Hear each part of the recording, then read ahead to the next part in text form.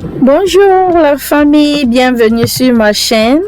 Aujourd'hui, nous allons faire un mets royal, un repas traditionnel originaire de l'ouest du Cameroun, appelé la sauce de taro ou encore sauce jaune ou encore acho.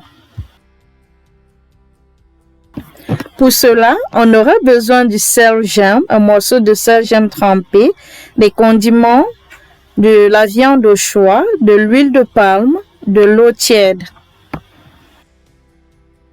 Let's get started. Ok, pour commencer, je vais tremper mes condiments. Les condiments, on peut les trouver dans les boutiques africaines. Pour ceux qui sont en Afrique, vous pouvez simplement les trouver dans les marchés. Il faudra juste demander les condiments du taro. Donc, mes condiments sont déjà mélangés, écrasés à sec. Je vais tremper, ensuite ajouter du sel. Je vais remuer comme ceci, bien faire le mélange, ensuite laisser reposer. Voilà, donc on va obtenir une pâte légère, pas très lourde, mais légère. Pour les quantités, donc pour un quart d'huile, j'ai utilisé 3 tasses d'eau tiède et 2 cuillères à table de condiments écrasés. Et également, concernant l'eau tiède, il ne faut pas utiliser l'eau trop chaude, sinon vous allez rater la sauce.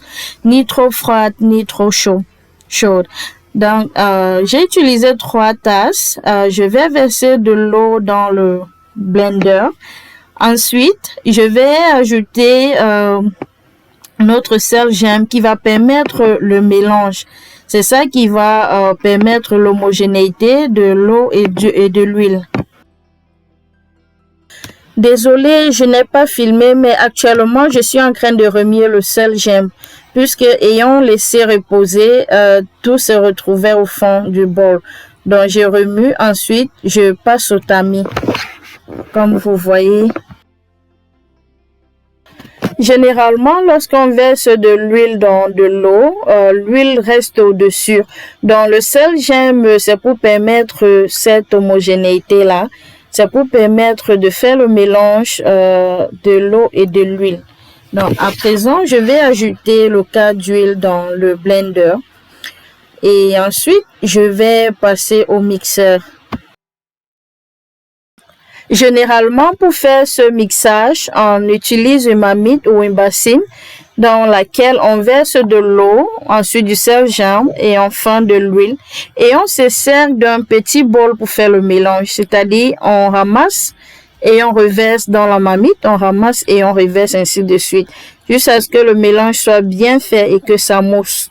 Mais moi là, j'utilise un blender. Je vais écraser, je vais mixer à l'aide d'un blender. Le repas d'aujourd'hui, c'est un repas qui se mange avec 2 doigts. Oui, si on t'attrape en train de manger avec une cuillère, oh là là, tu vas payer les amendes. Oui, tu vas payer les amendes. Donc, ça se mange avec 2 doigts. On se penche légèrement sur le côté gauche et on enjoy son repas royal.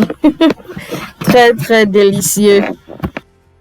Ok, maintenant, on va ajouter les condiments qui ont été réservés tout à l'heure. Voilà, je vais ajouter les condiments et continuer à mixer.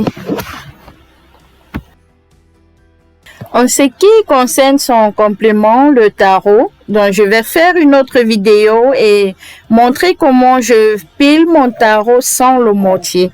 Je vais faire une autre vidéo pour ça plus tard.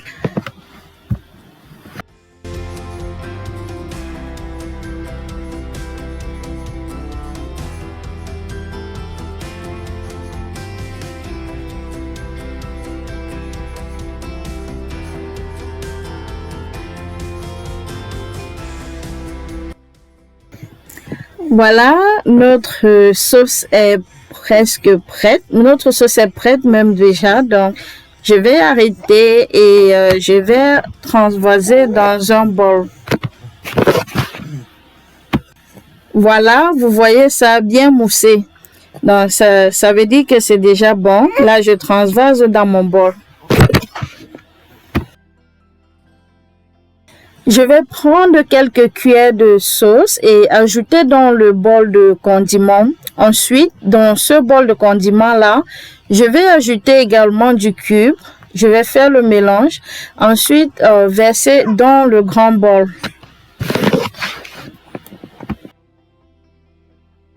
Voilà, donc je vais verser dans le grand bol comme cela et tourner. Donc, vous pouvez aussi l'ajouter dans le blender pendant que la sauce est encore dans le blender. Vous pouvez l'ajouter et écraser en même temps. Oui, en tout cas, les deux façons donnent le même résultat. Donc maintenant, je vais bien remuer ma sauce pour que le cube puisse s'imprégner de la sauce.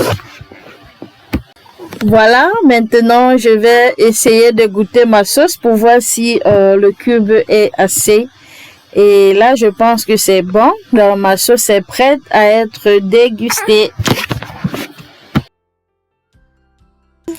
Entre-temps, j'ai fait bouillir 2 piments que je vais jeter à l'intérieur. Donc, ça dépend de vous. Si vous n'aimez pas le piment, n'ajoutez rien. Ou alors ajouter un morceau pour que celui qui va manger puisse choisir s'il veut le piment ou pas. Donc, je fais bouillir 2 morceaux de piment que je lance à l'intérieur de ma sauce.